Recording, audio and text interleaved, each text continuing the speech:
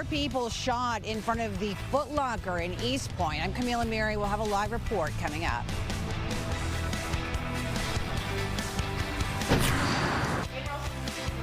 New tonight, the president drawing ire from the faithful because of a picture that he posted online. Working for you. Fox 2 News at 6 starts now. Good evening to everyone out there, and thank you so much for joining us. We're following breaking news out of East Point. Yeah, right now, police are investigating a shooting outside of a Foot Locker that's happening on East 8 Mile. That's where we find Fox 2's Camille Amiri live on the scene. And Camille, I understand you just spoke with police. What's the latest?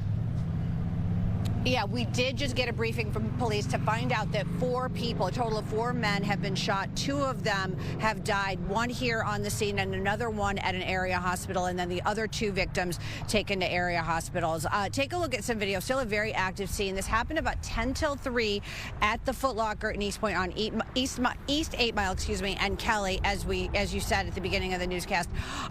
Just a horrific situation. Police say that there were 2 groups of people, the victims and the suspects, and that there was some kind of argument in the parking lot. Again, broad daylight. We're told that the victims were just going to shop for shoes, as many people are doing right now as the weather warms up on this day. And somehow the suspects, we don't know how they got involved, but we are told that they are known to each other. And of course, now police looking for the suspects. Again, 2 people deceased, 2 people right now in area hospitals. Take a listen to what police said just a very short time ago. Now, we're still looking for a suspect. Suspect has not been identified this time, but we do not believe that there's any danger to the public because we do not think it was random. These 2 groups of people knew each other, and it appears that's what the fight started from, previous disagreements. So right now, police not identifying publicly the victims. We do know that they are men in their 20s. We did speak briefly to the father of the man who is here. He is obviously distraught, has no words to put this grief and just a horrible situation. I don't know how anyone, could put anything into words, but he did confirm to us that it was his son. So right now, of course, police still on the scene working this. Again, suspects still out there, and still a very active police scene here in East Point. Reporting live, Camila Mary, Fox 2 News. Yeah, Camille, it sounds like it's a really sad situation. Absolutely terrible here, but a lot of moving parts, multiple parties plus suspects. Do we know if the people who got involved in the shooting here were associated with one of the groups, or were they independent of that? They're still all trying to figure this out. And again, there's people inside the shoe store that can't leave because this is a crime scene and they can't take their cars out. We've heard that people saw this, that they witnessed, that there's video cameras, and also too, just absolutely horrific. And I hate to even bring this up, but there were people taking pictures and video when the victim was laying there on the ground. And that is how the dad found out that it was his son. We had one woman offer to show us the picture. I absolutely didn't want to see it. It's just, and he's still here. Obviously, medical examiners have to come, but the victim, one of the fatal victims, is still here, covered up, obviously. But, it's just these scenes. I mean, Hilary, we've covered so many of these over the years, but they're so hard to see the grieving relatives and for people to try to figure out if that's their relative. And it's just a horrible, horrible, sad situation. Should have never come to this. It absolutely is horrible, and we feel for all of the victims involved in this, and frankly for you too, having to be there and deal with the immediate aftermath of that intense emotion and folks wanting to show you just the fallout from it. So thank you so much for being there. Camila Mary live for us tonight. Thank you.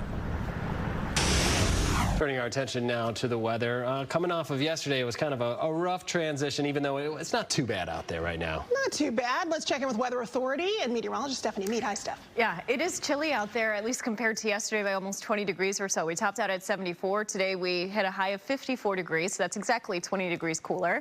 Less sunshine, little breezy, so we are feeling the effects of this slightly cooler day. Cloud cover overhead and looking over parts of the downtown skyline right now.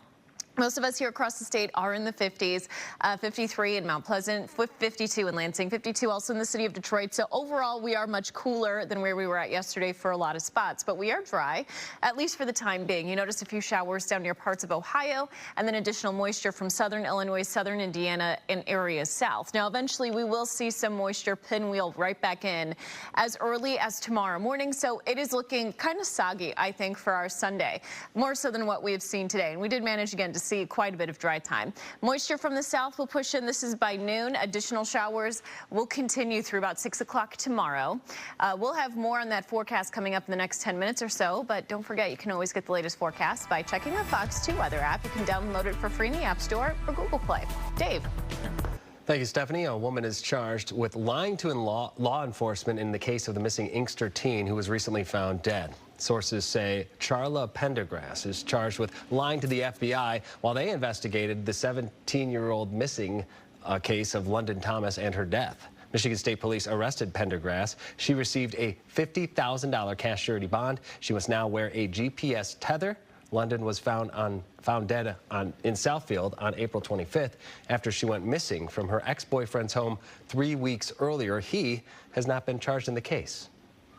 Well, this is a story that caught some national attention. Former Grand Rapids police officer Christopher Scher took the stand in his own defense. He's charged with second-degree murder in the death of Patrick Lyoya, shot to death in 2022. Now, this is the first time we're hearing from Scher. Fox 2's Brandon Hudson has the testimony.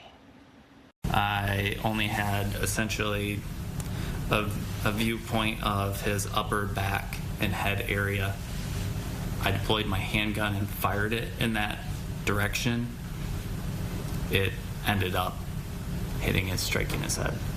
That's Christopher Scher's response to a jury asking him why he shot African immigrant Patrick Lyoya in the back of the head during their April 2022 confrontation.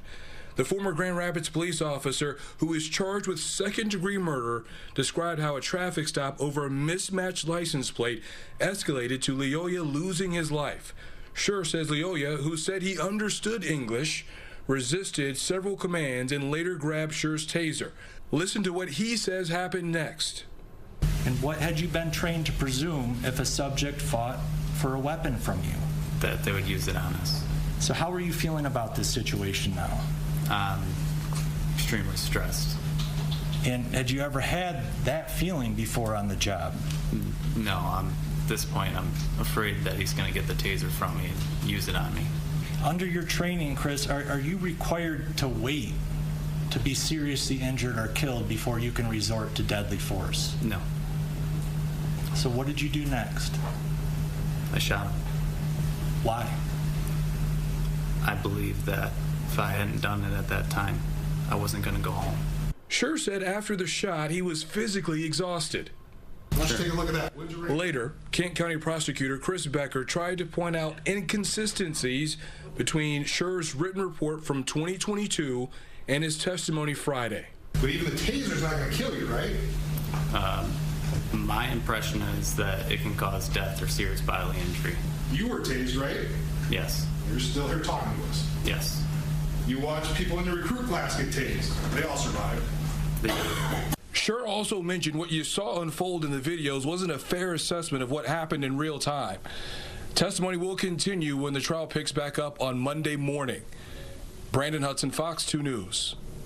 New Era Detroit helping clean up the community with their annual Hood to Hood program. The organization and volunteers canvassed several residential communities, speaking with neighbors, cleaning up the streets along the way. They also passed out toys and information on city resources. So far, the group has helped 116 neighborhoods over the past 11 years. We turn up, you know, every year we put ourselves in the position to go out and just give the neighborhoods energy that they wouldn't see otherwise. You know, we do a lot of things in the way that we do, and this is our favorite program to elevate the vibrations in the communities.